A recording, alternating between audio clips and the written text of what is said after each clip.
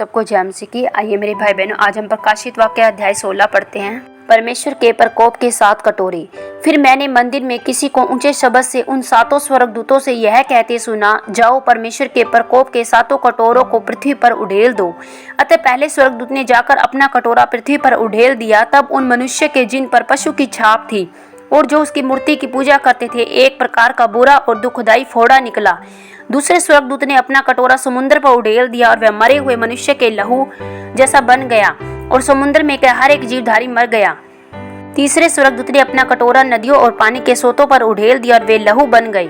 तब मैंने पानी के स्वर्गदूत को यह कहते सुना, हे पवित्र जो है जो था, तू न्यायी है और तूने यह न्याय किया, क्योंकि उन्होंने पवित्र लोगों और भविष्यवक्ताओं का लहू बहाया था और तूने उन्हें लहू पिलाया, क्योंकि वे इसी योग्य है। फिर मैंने वेदी से यह शब्द सुना, हाँ हे सर्वशक्तिमान प्रभु परमेश्वर, तेरे निर्णय ठीक और सच्चे हैं। चौथे स्वर्गदूत ने अपना कटोरा सूर्य पर उड़ेल दिया और उसे मनुष्य को आग से झुलसा देने का अधिकार दिया गया। मनुष्य बड़ी तपन से झुलस गए और परमेश्वर के नाम की, जिसे इन विपत्तियों पर अधिकार है, निंदा की, पर उसकी महिमा करने के लिए मन न फिराया।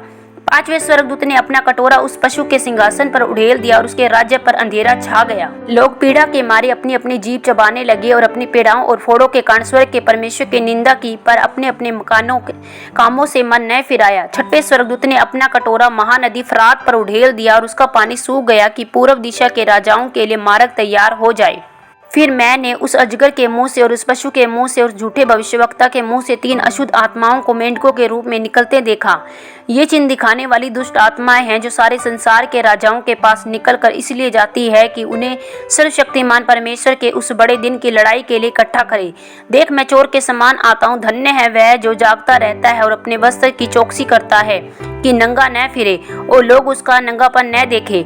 और उन्होंने उनको उस जगह इकट्ठा किया जो इब्रानी में हर मगिदोन कहलाता है। 7वें स्वर्गदूत ने अपना कटोरा हवा पर उड़ेल दिया और मंदिर के सिंहासन से यह बड़ा शब्द हुआ चुका। फिर बिजलियां चमकी और शब्द और गर्जन हुए और एक ऐसा बड़ा भूकंप आया कि जब से मनुष्य की उत्पत्ति पृथ्वी पर हुई तब से ऐसा बड़ा भूकंप कभी न आया था।